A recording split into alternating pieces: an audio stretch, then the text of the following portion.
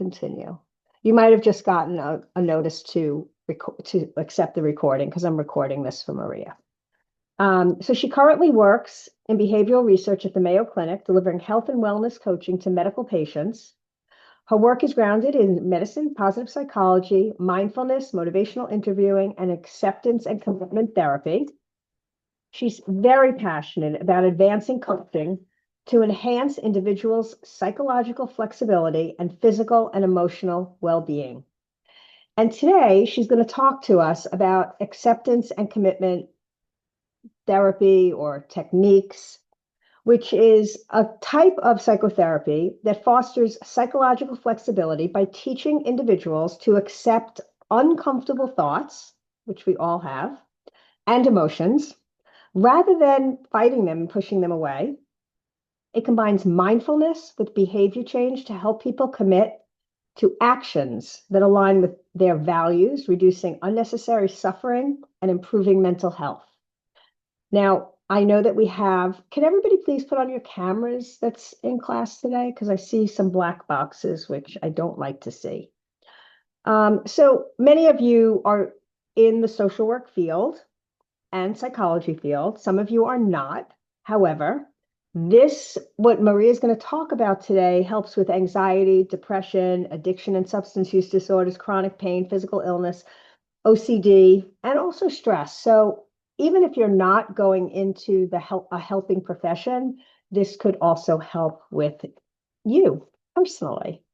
So without further ado, I will hand it over to Maria. Welcome, Maria. Thank you, Robin. I'm super glad always to be here to share this space. Robin and I met through positive psychology, so she is one of my favorite people for that reason. You know, One of mine. you So don't, you never know how life will bring you people, right? And the people that just brings me closer to positive psychology, like Robin, is just one of those positive agents in this world. One of the things I will share this, and I might be wrong, Robin, so you can correct me, but I think that once the time that we met, I saw your license plate, uh, right? And it says like happy or something. yeah, I so if was you like, ever oh my see God. so if you ever see a license plate that says happy, that's my car. Yeah. Yeah. So I was like, that's got to be the person I'm gonna meet Oh, today. that's so funny. So that's one of the fun anecdotes. Um, so absolutely, thank you everyone for being here. I do hope that today is something that is for you. Um, like Robin said, you might or might not be in the helping profession, but this is really geared for you and your students right now, and just being a student, being a human being in the current geopolitical world is a lot. So let me share my screen. And I do want to say, you know, this is meant to be a workshop type of interaction between you and I. So we are going to be doing a lot of work together, and that will mean you guys will have to actually do some work yourselves. Do you see the big screen or the small screen? We see the big screen. Okay, great. So I did kind of change. So ACT, this is what you'll hear me talk about today. It's acceptance and commitment therapy. But today we're gonna switch the last word from therapy to training, because these are life skills that we're going to be going into today. And for that, I know you guys are in this positive psychology course, and again, this is a topic that I'm very passionate about, just as Robin. And I just want to get you guys activated. So please go ahead and either unmute and say what positive psychology is to you, and or let's get a chat wave going and let's just drop in the chat what positive psychology is. If you want to talk, you can just raise your hand and I can call them. So what I'm going to do is I'm going to pull up my chat. Here we go. I see Alvaro. Okay, Al wants to say something. Yeah, go ahead. Yes, positive psychology to me is thinking, changing the way you see things in a positive manner rather than in a negative manner. So there's like a shift and a shift in how in your perspective, a shift in how you see things. Yes. Yeah. Okay, So, great. So I'm seeing here, anybody else want to speak up, or I can read the chat?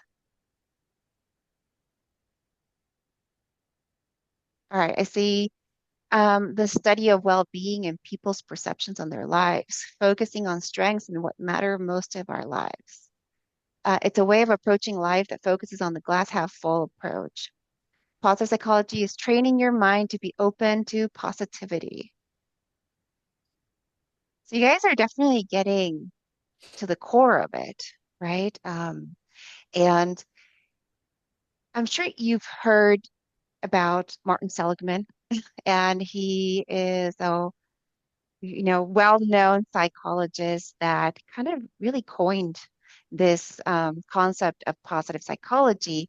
And to make it short and sweet, it is the science of what makes life worth living, right? It is based on how you guys said it, on strengths, on positive emotions, on meaning in life, on achievement and engagement, and many other things. I see some new things, learning about how we can improve our well-being through a better understanding of our strengths and how our minds work, being aware of negative thoughts, which is natural. So to actively focus on the positive. Okay, I like these comments. I like these comments because they're getting it. They're really, getting it. They're getting it. Oh my yay! God. I know, right? I teach a similar class, and in the beginning, in the middle, and at the end of the quarter, I asked this question because I really want to know, like, what's really getting across, and you guys are definitely getting it. And so positive psychology really asks, what is a life well lived, right? And what are those kind of factors? What are those assets that really give us that we can cultivate to have a well-lived life, right? So it does give us this map of things that we can focus on, like you guys said, right? So we've established that positive psychology is the science of human flourishing, what makes life worth living. And we might, or you might wonder, and I might wonder, okay, great. We know positive emotions, we know positive relationships, we know meaning, engagement, strengths, right? But how do we actually get there, right? And really the as we know this map that positive psychology gives us, then we need to put it in action. Then we actually need to, cultivate that in our lives. And that's where perhaps my proposition today is to show you this this acceptance and commitment training, as not a competing framework, but a framework that works with positive psychology so that we can cultivate a meaningful life, even when it's hard, even when difficult thoughts and feelings come up, even when we are navigating a challenging situation. So you're going to see a lot of water metaphors in my presentation today, right? So how do we surf the wave? How do we paddle through white waters, right? So sometimes, and this is for everybody, as we are all Hey, human what did you beings have for lunch? here, we will all have challenging situations. We will all have to navigate struggles. So how do we do that in order to continue to live a meaningful life? to that um to that point, you know, it's kind of tricky, right? Because we talk about positive psychology, and the default is okay, just think positive. But sometimes, that can backfire. So let me see how I can click here. There we go. All right. So have you ever fell into this trap? I know I have. I want to see if this resonates with you. Um, Many people, when they hear, I want, flourishing, they translate they translate that into wanting to feel better or positive all the time.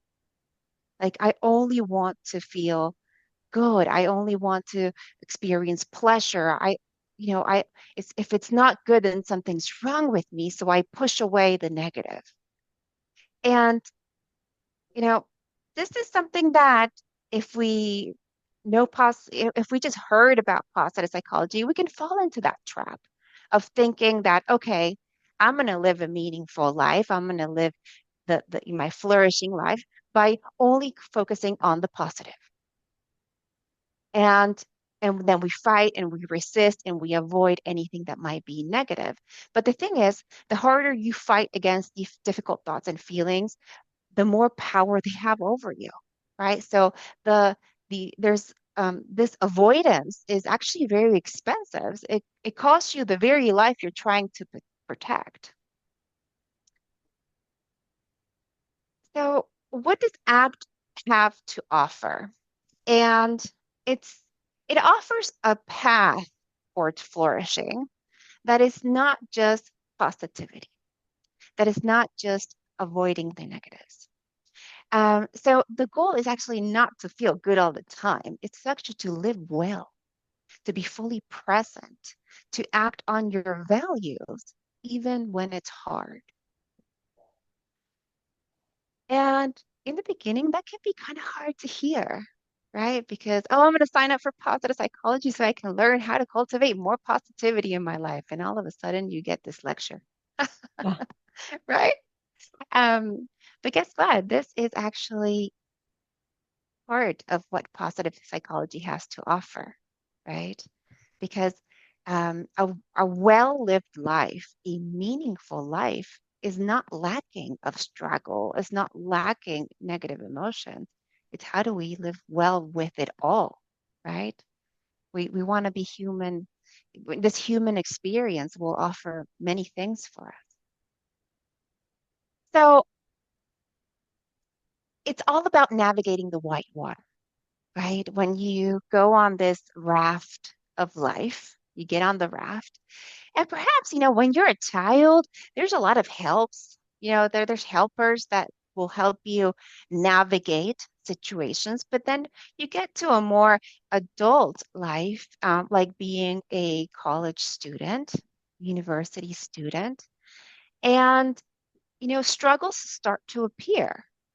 So now let's get another chat wave going and see if you can recognize what might your white water be right now. Where do you what are your struggles? What are your common struggles that you just have to navigate? So think about that for a moment and see if you can, start to become aware. Well, what might be your white water?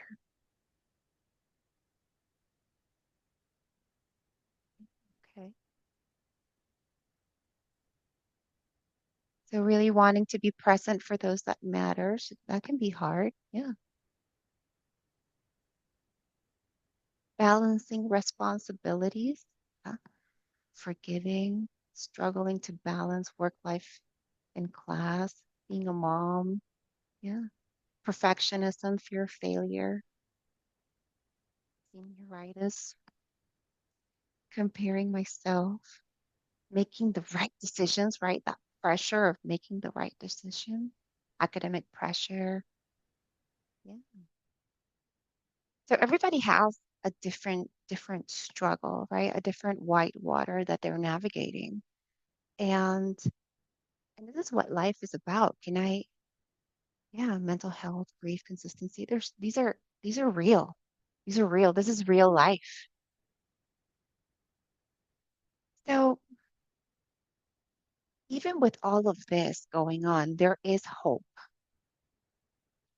Flourishing isn't the absence of struggle, it's the capacity to keep moving forward to what matters, even when the river is rough. So instead of just being in that, panicky raft of trying to paddle your way through life, we can gain some altitude and start to see, okay, there's different bends in this river. There's different challenges that are part of life. Can I acquire skills to navigate these in a way that matters to me, in a way that I show up feeling good about my life? So ACT is, again, acceptance and commitment training. That's what we're going to call it today. It's all about psychological flexibility as a path to flourishing. And it was developed in the 1980s, and the goal is to develop psychological flexibility, which means the ability to show up fully to the present moment and take value-based action, so action that aligns with your values, even in the present of difficult thoughts, emotions, and memories. So this means basically we still show up in our lives, even when it's challenging, in a way that aligns with our values, in a ways that allow me to be actually here in the present moment. And I'm going to show you today, if you will, a simplified version of ACT, which entails three core processes or three core skills that we're going to talk about today. The first one is opening up. Can I make room for difficult thoughts and feelings without fighting them, without resisting them? Can I be present? Can I engage fully with the here and now, with what's happening right now, right here? Not thinking about the future and not ruminating on the past. Can I do what matters? Can I act in alignment with my values and not just a way of discomfort, not just avoidance? So, the next activity we're going to do is you're going to take about 2 minutes and you're going to read through the slide. I'm going to walk you through it a bit, but I want you to do a self-assessment. So we have these three core processes or three core skills, and each box will offer some questions. What you'll do is you're going to score yourself. So on a scale from 0 to 10, if 0 is very low strength and 10 is very high strength, how you feel you do, how are you doing in each of these processes? So try to see if you can get your own assessment of what might be a well-developed strength for you and what might be a lower strength for you. I'm going to give you 2 minutes to do that. So at 4:30, we're going to convene with your assessment. Are you able to make it a little bigger? So I Let me see. Mm, mm, mm, mm. Let me see if I can. Mm, mm, mm, mm. Is that any better? Wait, there we go. Or is that the same? it's the same, but it's Yeah. okay. I'll try my best. Yeah, I mean, I'll read it. So the first one, opening up, it says, able to separate, unhook, and detach from thoughts and feelings. Able to open up and make room for thoughts and feelings and allow them to freely flow.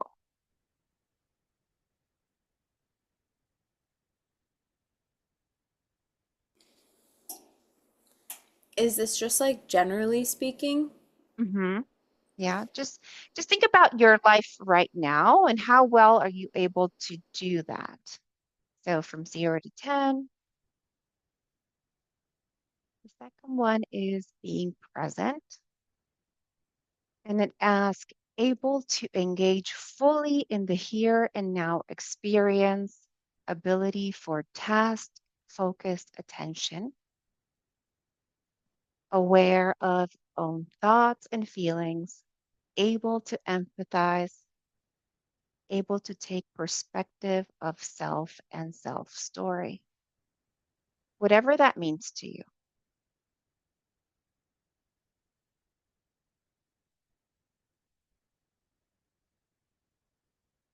And the third process says doing what matters, able to be clear about and connected with values, able to take and sustain value guided action, able to set goals, sufficient skills to achieve goals. So again, you're just rating yourself 0 to 10, seeing what you find about yourself.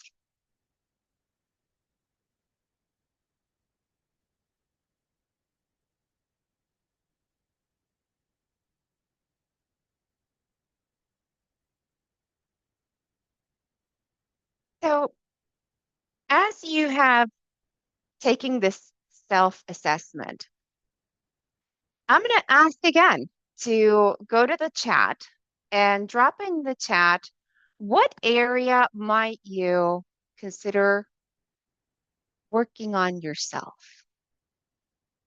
Where do you see an opportunity to further develop, to get better? You would just write opening up, being present, or doing what matters. What skill might be more relevant for you?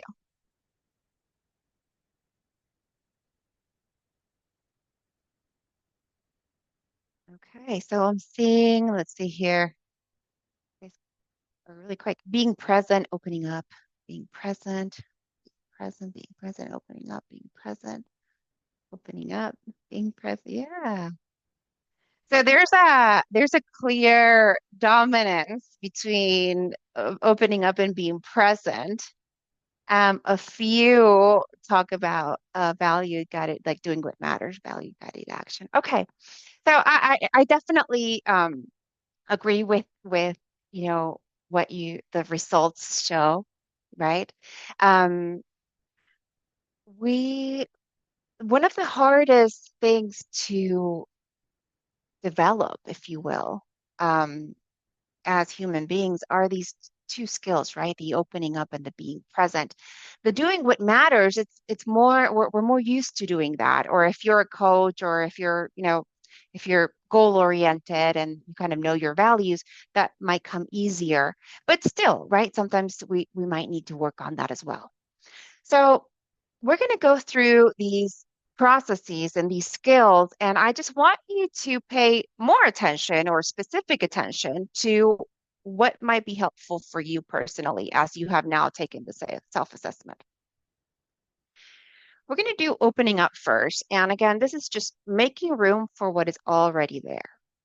And what it means is it's practicing to willingly make space for uncomfortable thoughts, feelings, sensations, urges without fighting, resisting, or avoiding them. So instead of, I need to get rid of this anxiety before my presentation, it might look like I'm noticing that I'm having tight chest, and I can still let it be there while I show up in my presentation, right? So there's a different relationship to what is already there, which is that sense of anxiety and tightness in the chest, right? So it doesn't mean that you're giving up. It just means that you're not letting the struggle drive your behavior. Because guess what? We are, we like control. We human beings were so evolved cognitively that we like to control things, but we don't have too much control over our thoughts and emotions. What we actually have a lot of control over is our behavior. So if we can relate to our thoughts and our feelings in a healthier way, we can behave in ways that are really in alignment with how we want to show up in this world. So we're going to go into two different exercises now. And for that, I want you to start to think about a moment recently when you had a difficult thought or feeling that got in the way of something that mattered to you, a problem, whatever recent struggle you're managing, that perhaps you're trying to avoid it, perhaps you're really, in that tug of war situation with that challenge. And I'm going to walk you through an exercise. So you don't need to read the slide. I'll walk you through it. I'm going to ask you to put both hands open up like a book. So you put your hands together like an open book. And we'll just have our hands here for a moment. But I'll ask you to look right in front of you, like even beyond the screen. You might have a wall, you might have whatever it is that you have in front of you. And imagine that everything that matters to you is right there. The important people in your life, the things that you want to achieve in life, your favorite things that you love, your hobbies. Everything that really matters to you is right in front of you. Okay? And now we will use our hands, right? So our hands right now will represent the struggle, the difficult thoughts and feelings, the problem that we have been dealing with recently. And I'm going to ask you to put your hands right up in your face. So as we have, our problem in our face, our challenge, our struggle is right up in our face. How much are we able to connect to what matters to us? Those things that are right in front of us, right? Because we were able to see them before.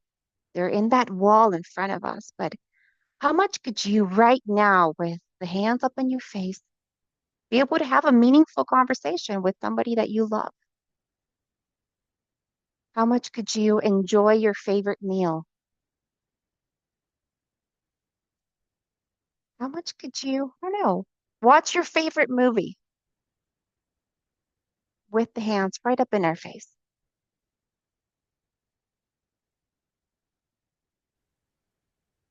If something really mattered, could we connect to it right now?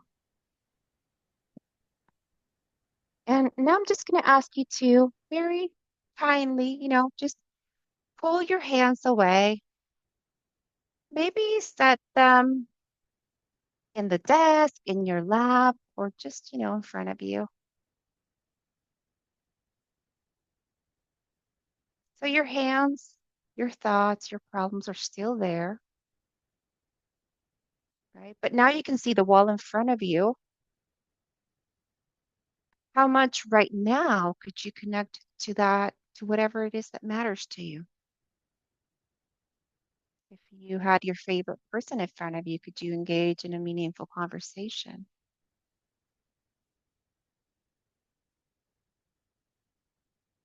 So the difficult thoughts and feelings are still here. Can you connect to whatever matters to you anyways?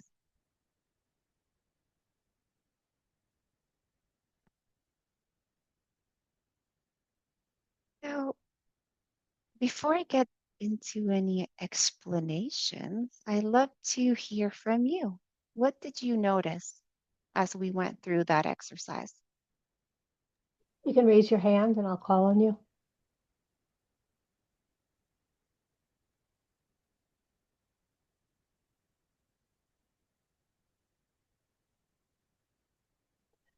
Lacey? Yeah, it was a very easy way to understand that when you're focusing so much on the things you're trying to fix or even avoid, you lose sight of like that last one, the things that matter the most to you. But I liked that when you put your hands down, they're still there, but you're able to continue to like do what you need to do and to be present. But like it was just a really easy way to understand like, hey, the stuff's here. It could be here.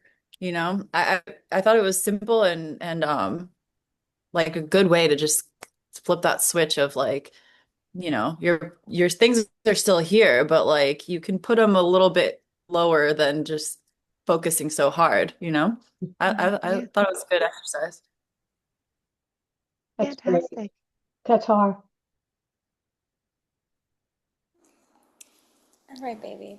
I also really liked the exercise. I thought it was a really clear way to understand what it's like to have these like invasive thoughts taking up so much space in our mind.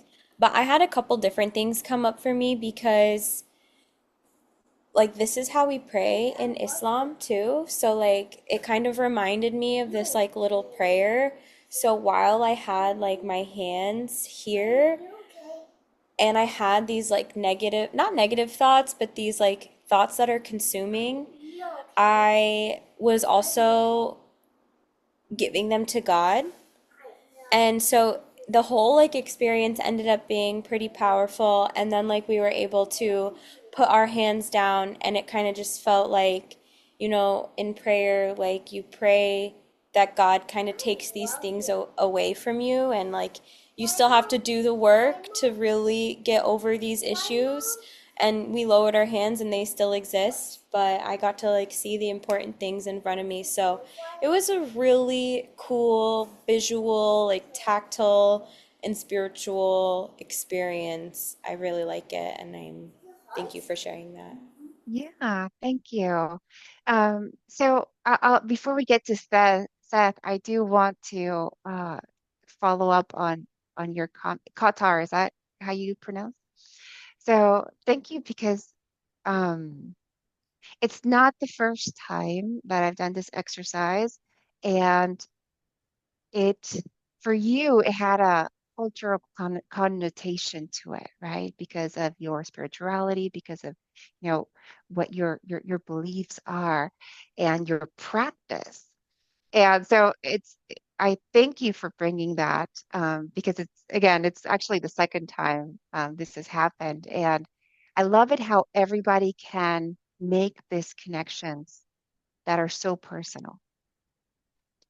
How you are actually offering these difficult thoughts and feelings and how you allow them to then just, be there and offer them in a way that you find your space, that it's still very healing for you. So thank you for that. And I love that it's so culturally appropriate when we can talk about it, right? When it hits different for everybody. All right, now let's get to Seth. Two thoughts actually. The first was like a level of annoyance that these hands are supposed to be the things that help us, and they became the boundary to what we were doing. I didn't like that at all. And the other was that this is something that's really simple. You could do this with everybody, right? There isn't even for somebody that's physically handicapped, right? There's a way that you can hide hide the eyes to show that description. There's a way and accessibility for everybody to have a very meaningful moment that really simply makes the point. I like that too. Wonderful, wonderful. Well, thank you, all of you, I for just want to say something because yeah.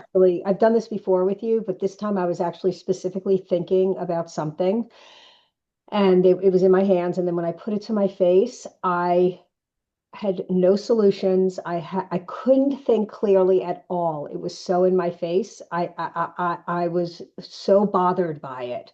And then because I was blinded by what is really important to me. And then when I brought them down and I got to see what was really important to me, it made me realize what I can do about it.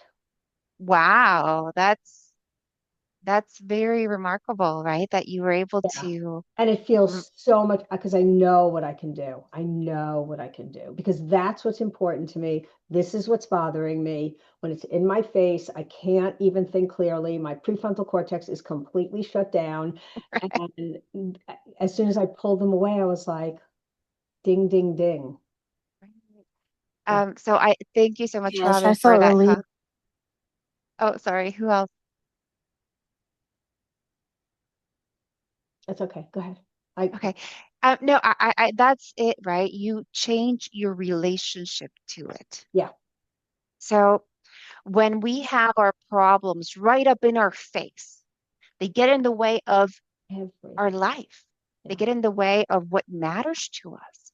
And what that's called in ACT, that's called when we are fused with that thought, when we are fused with that problem, when we are hooked, completely hooked that it's driving us. And when we, you know, slowly lower our hands, we start to defuse. We start to find a space between the difficult thought and feeling, the struggle, and ourselves. So this opening up is allowing this difficult thought and feeling to be there, but we're changing our relationship to it. Instead of being fused up so it's driving us, okay, we find some space with it. And then we can choose what we do. Ding, ding, ding. Now we know that matters to me. Okay, I can do that. And this can just be here. So now we're going to go into a second activity, which is very similar but different. I love that. So continue to think about that problem, right? And um, and if you have maybe a piece of paper, um, write that problem down, right? Kind of really, write it down. And if you don't have a piece of paper and a pen, that's okay. Just grab an object, whatever object will work, and you just know what that represents. Okay. So grab your paper or whatever object. And and this problem is something that you really have been trying to avoid, right? That you really want to push it away. And that's exactly what we're going to do. So grab your paper and push it away. Push it away, push it away, push it away. Firmly, both hands. I see some people with one hand, both hands out there. Come on, do your work. Push it away, feel it. You're pushing it away. You don't want it close. It's offering some resistance and you continue to push it away. Push it away, push it away, push it away. And you might start to feel some things, some tension in your body perhaps, but we're not giving up because we don't like this. We're pushing it away. And now in this situation, and again, trying to connect to that wall in front of us where everything matters, right? So we're pushing it away and we're trying to maybe notice the effort of pushing away, noticing the cost of pushing it away. And we continue to do that. So I'm guessing you guys are getting a little bit tired of pushing away, but we continue to do that because we don't want negative things in our lives. And now, as we do this, let's see how much we could connect to what matters to us. We continue to push away, and can we have a meaningful conversation and really connect? Did you watch your favorite movie while you're pushing away? Did you enjoy your favorite meal while you're pushing away? So again, we continue to push, and it's starting to get, a little bit tiring. So notice the effort, notice the cost. And now gently put your paper on the desk on your lap. Notice what shifts. You can still see the paper, you can still see the problem, You can see what's in front of you, all that really matters to you. So they're both there. What shifted? And now I'll just ask you to unmute and let me know what you have noticed.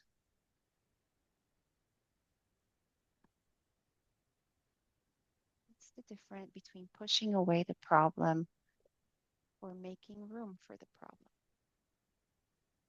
Yeah, it's not hurting anymore, relieved, lighter.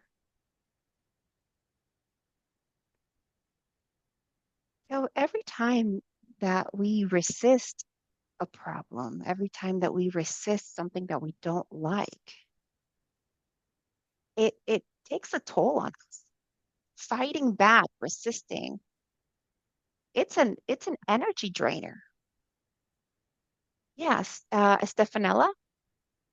Um, okay, this might be a little bit embarrassing, but while I was pushing my paper, um, thinking of all the things I'm trying to push away, I ripped the paper apart. I think I don't know. I think that's a very interesting reaction. Um, I think the thought of just having all of these things is just creates a lot of frustration. So So you were pushing so hard that it actually, broke the paper, and that kind of brought a breakthrough. Can you speak to, what you realized perhaps at that moment? release, weirdly, release.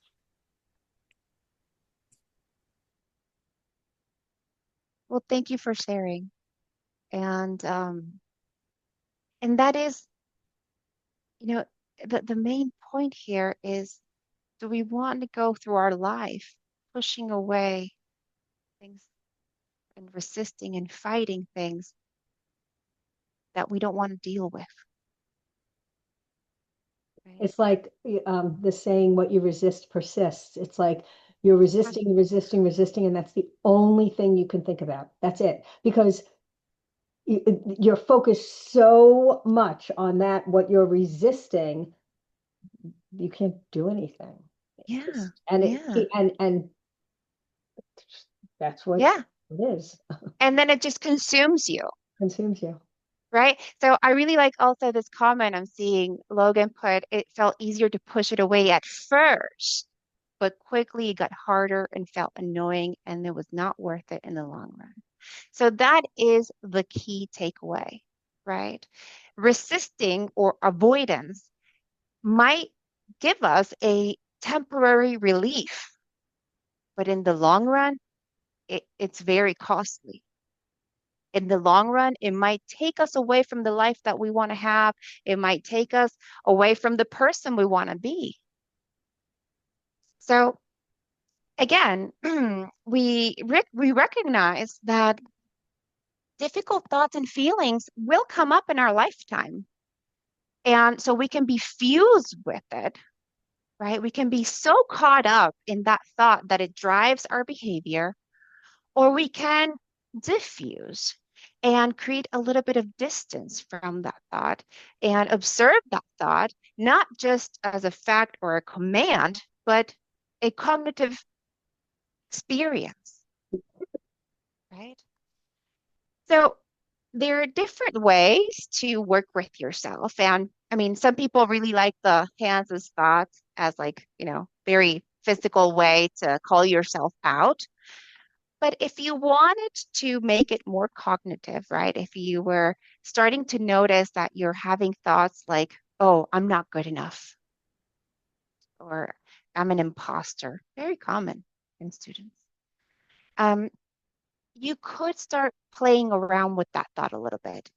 So instead of saying, I'm not good enough, you might say, I'm having the thought that I'm not good enough. And you might go a step further and say, I am noticing that I'm having the thought that I'm not good enough. Does anybody notice how I wanted to just comment on Seth's imposter syndrome. I was actually having that conversation with somebody the other day, and Maria, you have several uh, letters after your name, and accreditations, and licenses, and degrees.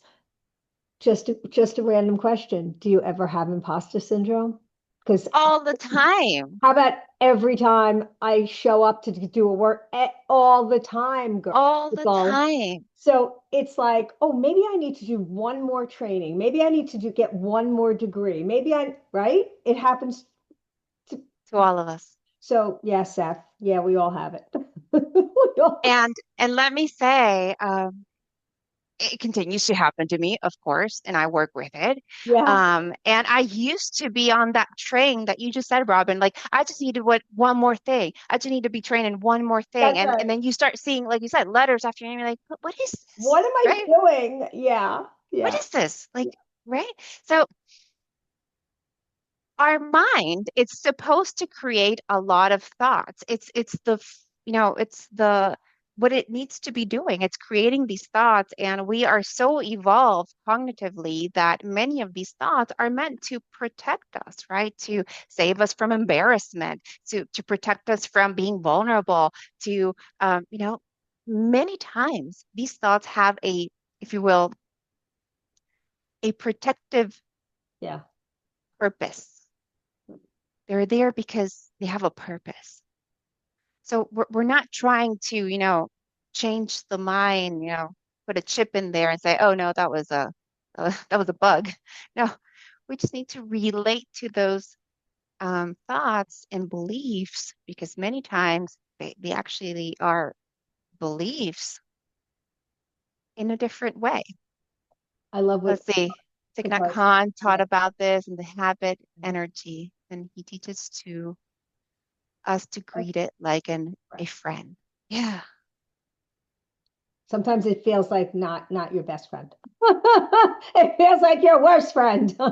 exactly, Right? exactly. Right? But So, one way to change our relationships with these difficult thoughts and feelings is to name them. So it's kind of name it till you tame it. Name to tame. So if you can start to name these difficult thoughts and feelings and say, here's my story of my imposter syndrome. Here's me feeling an imposter. Here's me saying I'm not good enough again.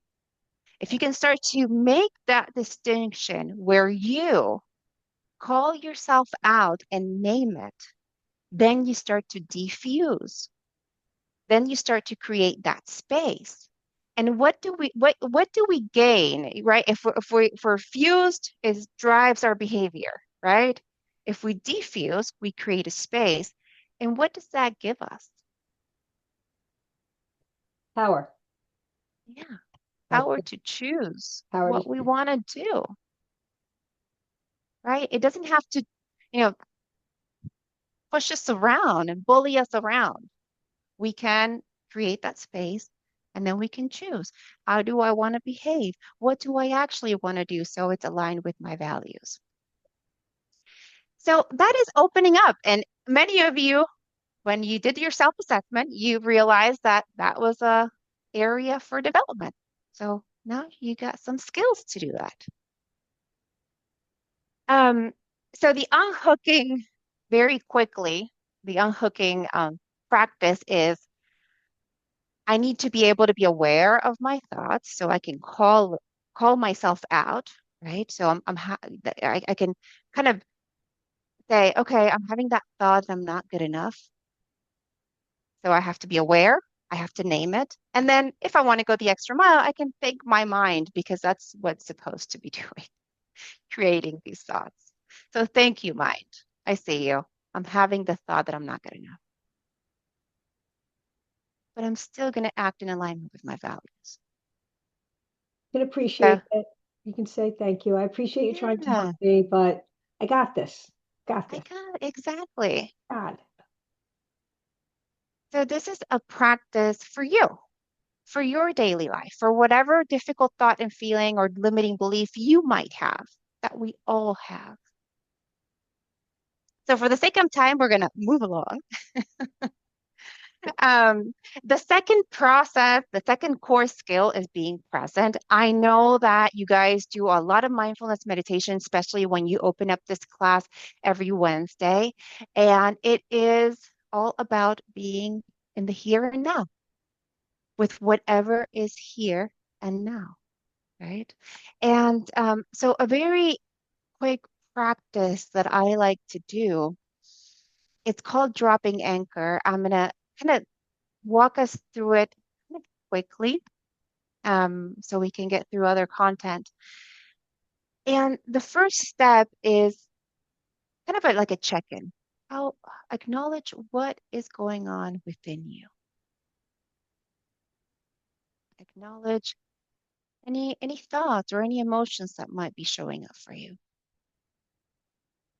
Any plans that you got in your head, any to-do list, any racing thoughts about the future, any memories or ruminations of the past, whatever is kind of like acknowledge your internal weather. And secondly, we're going to connect to our body intentionally. So take a deep breath and just feel the in breath, feel the out breath. Just feel the effects of your breathing in your body. And now move. Just, do whatever movement you need to do. Maybe stretch out your arms, twist a little bit, roll your shoulders.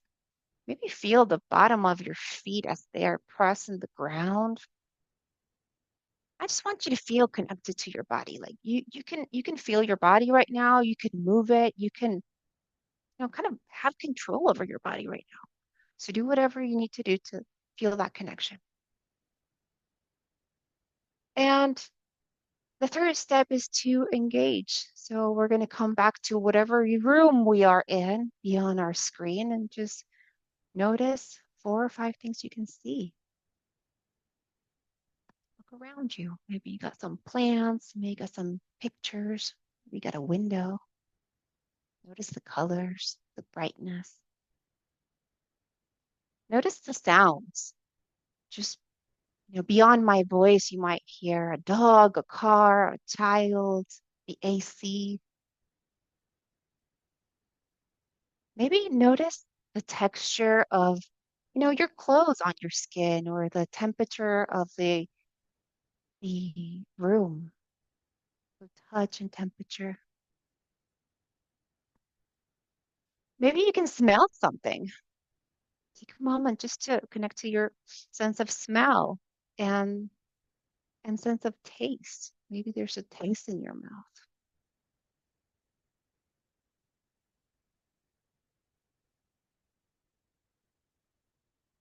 And we could go through that cycle several times. And this is just a quick check-in for us today, but how do you feel now? What do you notice after going through the ACE?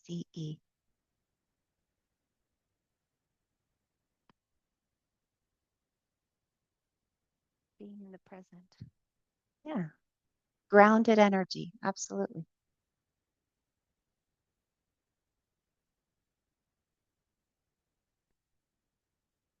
So that is why this is called dropping anchor, because we're dropping in. And the metaphor, it stems from you are on this sailboat and you're, sailing an open seas. And there is a storm. And the storm, all of a sudden, it came upon you. And there's, strong winds and high waves. And so the one strategy for you not to drift away by the storm is you drop anchor.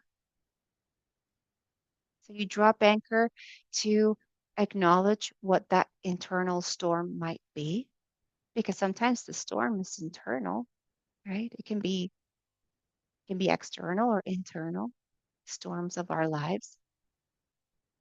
And then we start to connect with our bodies, right? We start to actually ground ourselves in these sensations. And, you know, we can, again, this is something that depending on how strong your storm is, you might do the cycle several times. Today we just did it once, but it does ultimately have that effect of grounding you. So you're not running away from the storm, you're just being there. You're just there. And like all storms, they eventually pass. But we're there. We're not we're not trying to avoid it in the sense of numbing, right? Numbing is sometimes when we have an internal storm, we might numb ourselves. We might, you know, drink, smoke, binge watch, series, eat, any other behavior that might be a numbing behavior. So this offers something very different, which is, can I just have a technique to ground myself and just allow myself to be there because the storms eventually they pass. Shopping, yeah, absolutely. Any behavior, it's different for everybody. Sleeping. Sleeping, absolutely. So that's very much when we want to develop, being in the present moment. This is just one technique. There's so many out there, and I would so highly recommend that you find one that works for you, basically. Right? You find something that helps you connect to the here and now. It might be mindfulness meditation. It might be mindful engagement. Maybe I want to be very mindful of the next 5 minutes while I connect with my daughter. And I look her in the eyes and I see her expressions and I see her body postures and I see, and I'm really there. Maybe 5 minutes is all I have to be really mindfully there. So find your ways to ground yourself, to be in the here and now, even when we're in the midst of a storm. Any comments, questions before we go into the next?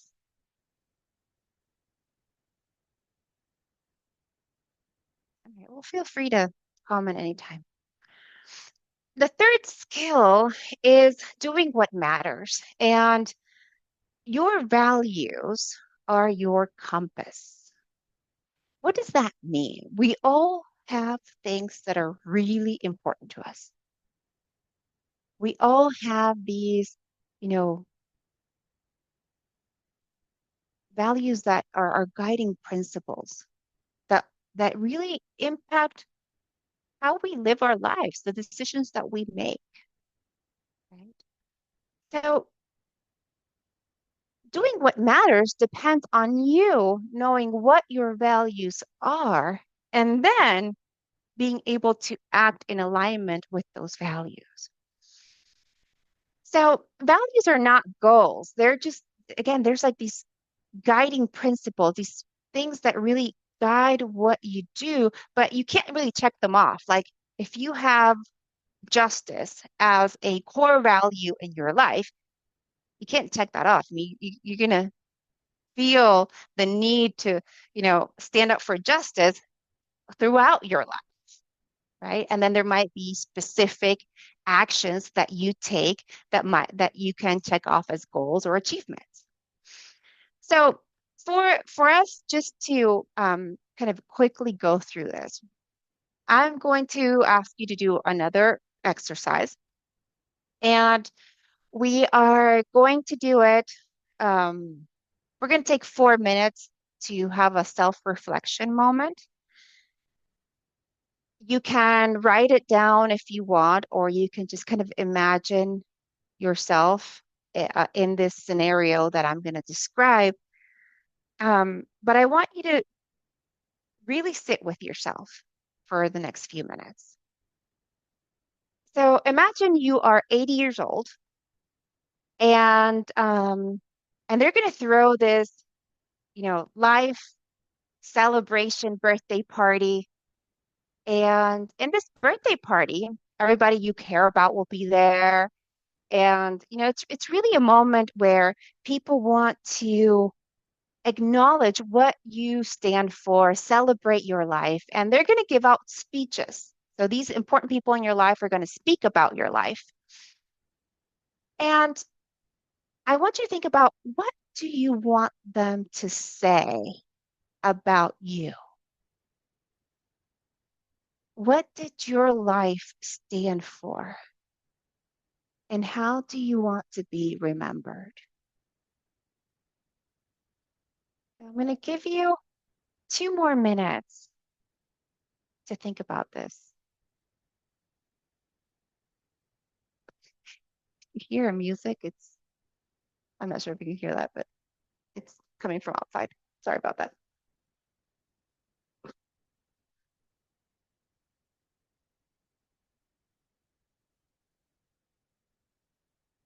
So what do you want people to say about you?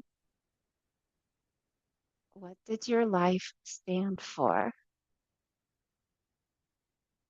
And what do you want how do you want to be remembered, right? What's your legacy?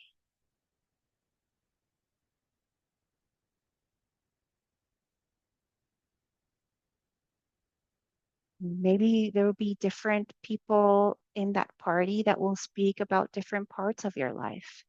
Think about that also.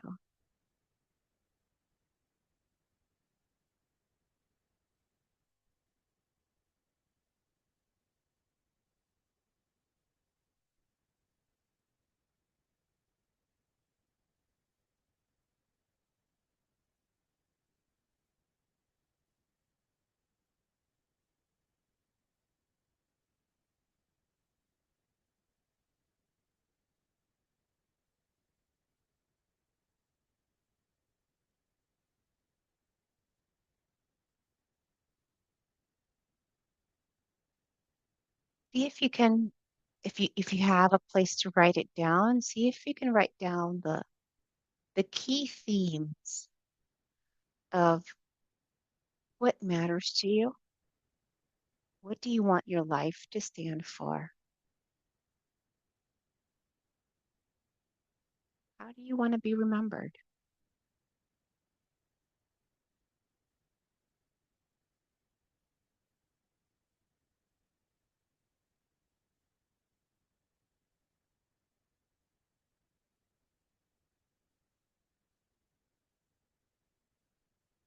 Maria, do you want them to go into breakout groups or do you want to do this as a group?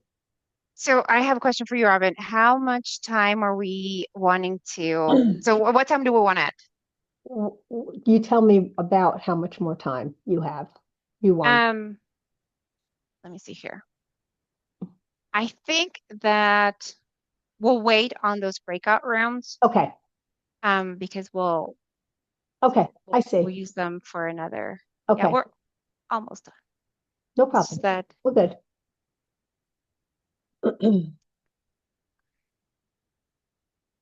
So now you have that. You know what matters to you. Okay.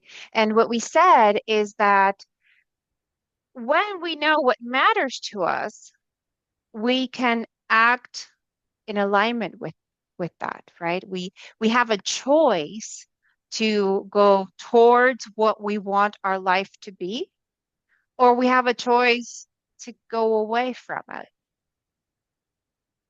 So what we're going to do now is the choice point. And what that is just basically an exercise where you know what matters to you, right? So that's that became clear.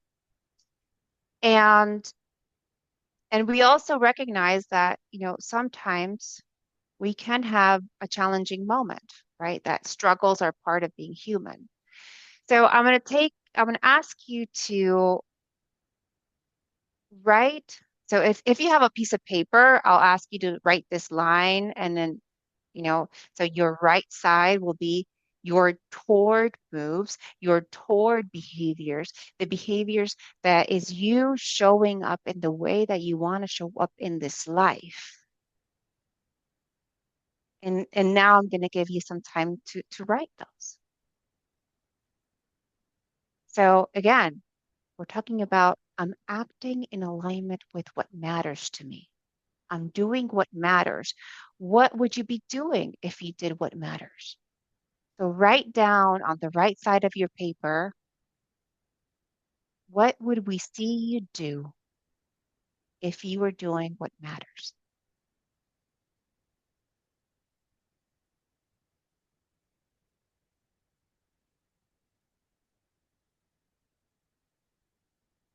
And this is even in the midst of having problems, of having a life, of balancing. Let me go back to kind of the beginning, and we said, we have a hard time balancing responsibilities, forgiving.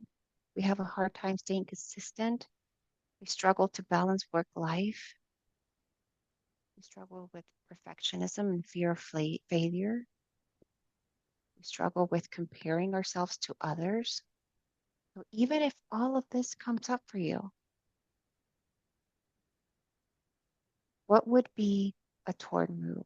What would be a behavior that you could choose that is in alignment with what really matters to you?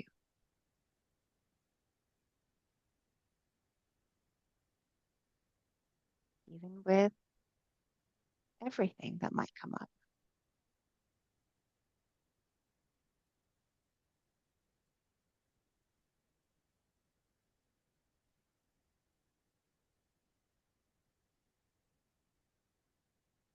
So if I could see a movie of you acting in alignment with your values, I would see X, Y, and Z, and that's what you're writing down.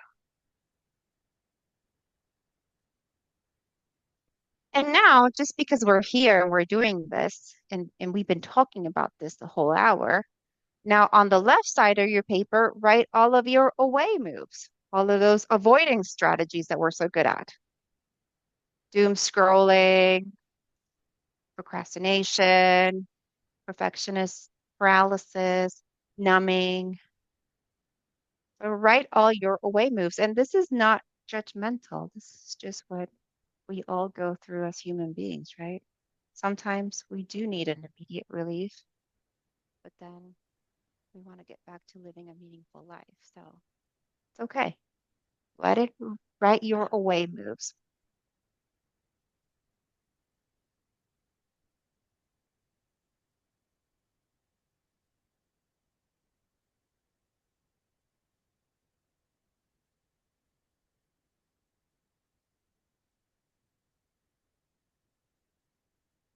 And now we are going to go into a brief breakout room. And I'm hoping that we could do 6 minutes and we'll have each participant. So breakout rooms of two. We pair up and everybody will have 3 minutes to talk about what this exercise helped them notice. And then at 3 minutes, we'll switch and the second person will kind of I'm get gonna to talk. open them up right now. All right, great. Yeah. So you got 3 minutes for each, and we'll let you know at midpoint.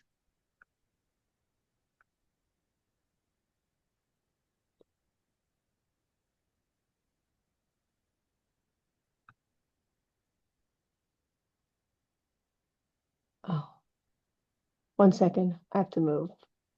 1 second. 1 second. 1 second. Okay. So I have to move her. Move. 1 second. Let me just see if anybody has one. Yes, move to 16. 1 second. 1 second. Move to 16. Okay. Let me just moving everybody people around because you were in one of the groups. 1 second.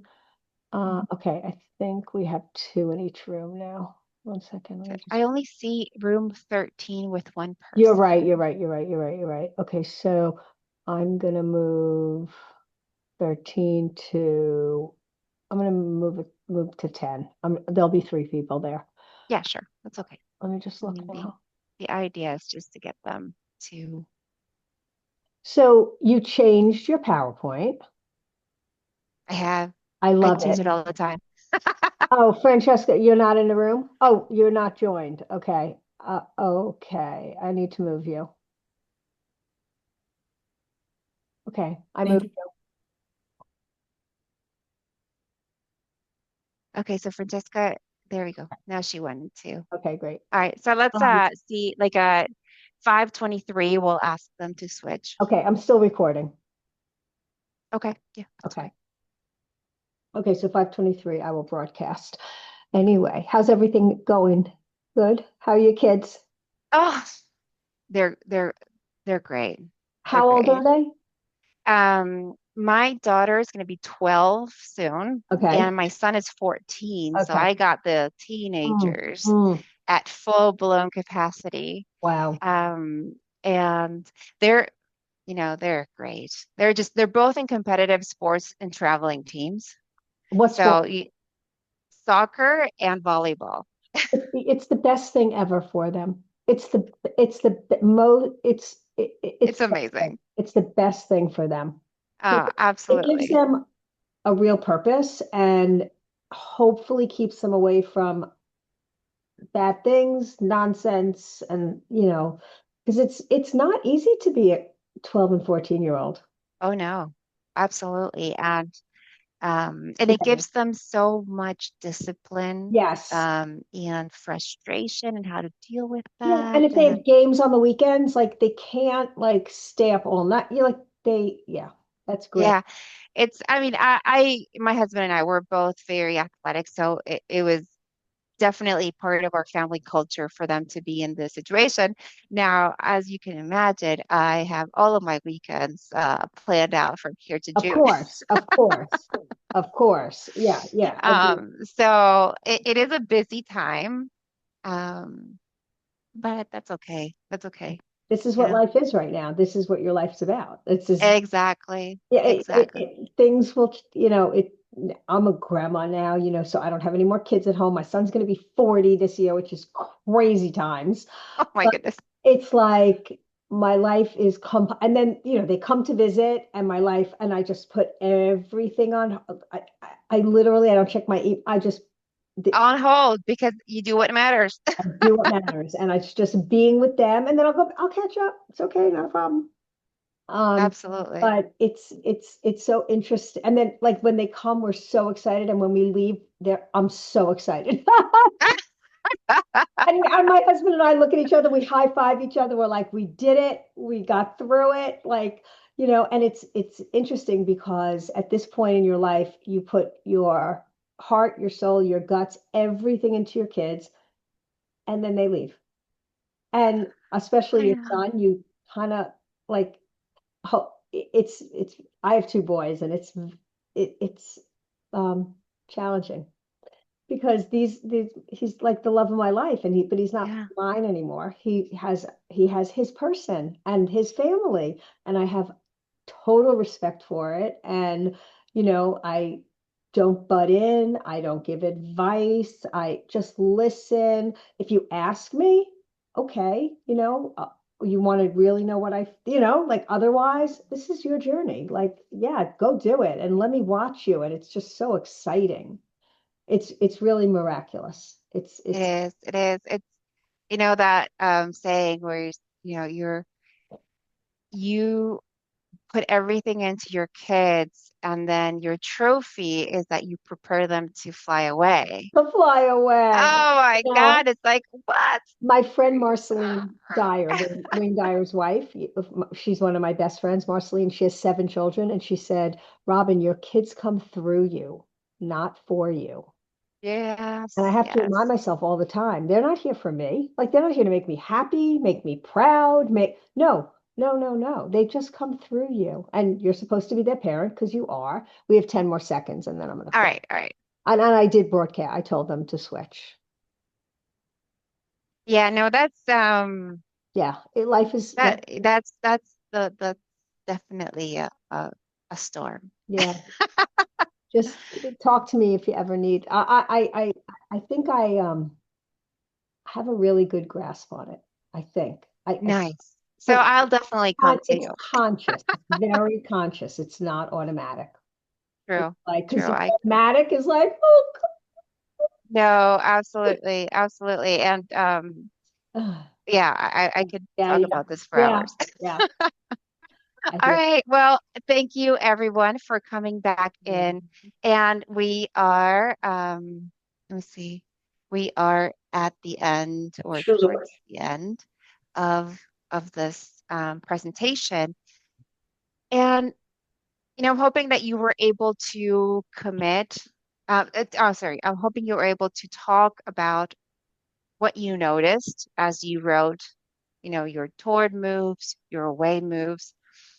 And I would love for us to end our presentation today with committed action, right? With us really finding a next step or a next plan of action that is aligned with the life that we want to have, with the person we want to become. So take a moment to think about this. What, you know, what value might you want to honor? Let's say this next week or month. What specific toward move might you take? And how might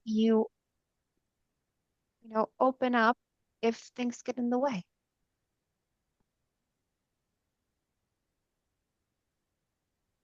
So don't you don't need to share this. You can if you want to, but you don't need to share this. Um, but really, do this for yourself. What value do you want to honor? What specific toward move will you take? And if something gets in the way, how might you open up to it so you still show up?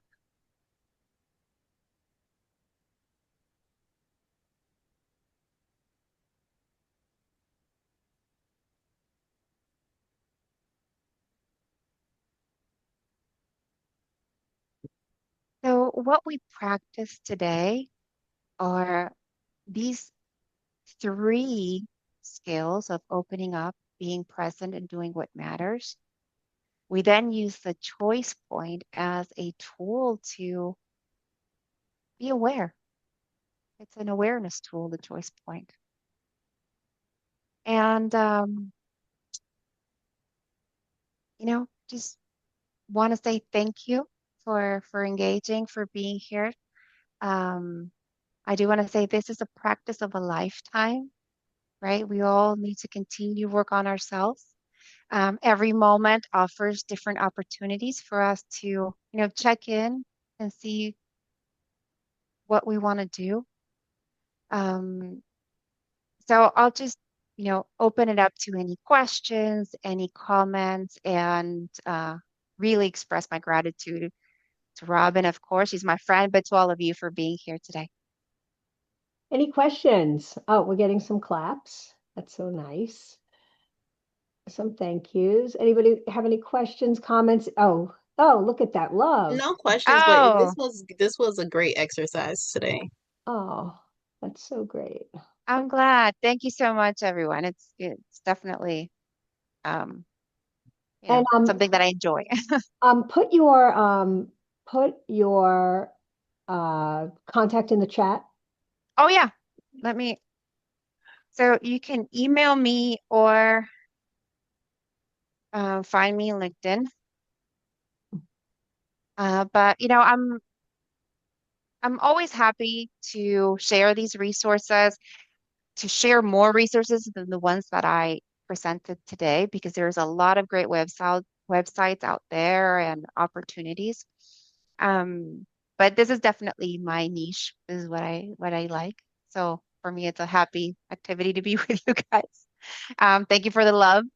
And again, if there are any questions, I'm happy to Thank you stick so around for a much, few minutes. Maria. Appreciate your time. I'm going to stop the recording. Yes.